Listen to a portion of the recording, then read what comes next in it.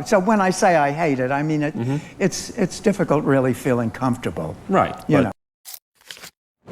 She won 2 Emmys. She played 2 of the most fearless women in television history.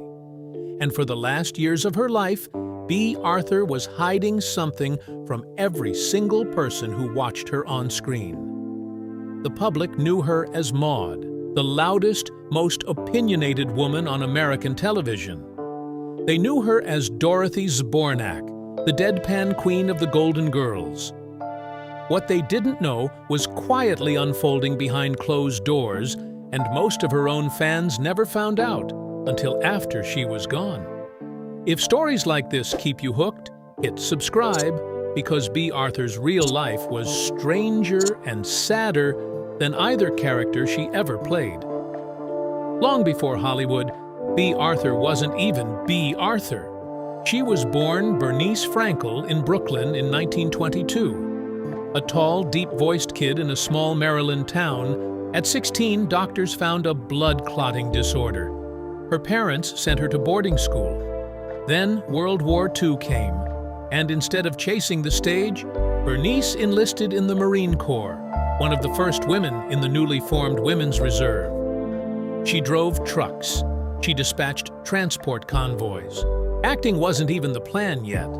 It took nearly 3 decades of off-Broadway obscurity before the world caught up to her. 30 years of small theater roles, live TV bit parts, and being told she looked wrong for the movies. Then, in 1972, Norman Lear built an entire sitcom around her, Maude. And Maude did something almost no show had ever dared. It gave a woman in her 40s a nationwide platform to talk about divorce, addiction, and abortion. 65 million people watched anyway. 13 years later came Dorothy Zbornak, and a second wave of fame most actresses never get once, let alone twice. But here's what almost nobody watching either show ever knew. The woman playing these loud, unstoppable characters went home to almost total silence. Friends said she skipped Hollywood parties to cook dinner and take care of her dogs. She raised 2 adopted sons largely on her own income, while her husband was sidelined by illness, and later admitted, in one of her only truly personal interviews, that if she could change anything, it would be spending more time with her children. And in her final years, she was keeping something far more serious private.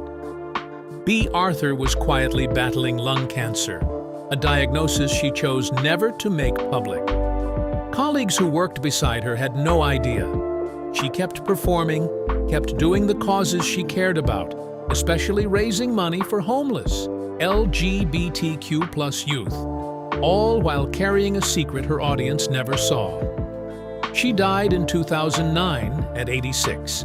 2 iconic characters, 1 private woman, and a life she made sure stayed almost entirely her own, right up until the end.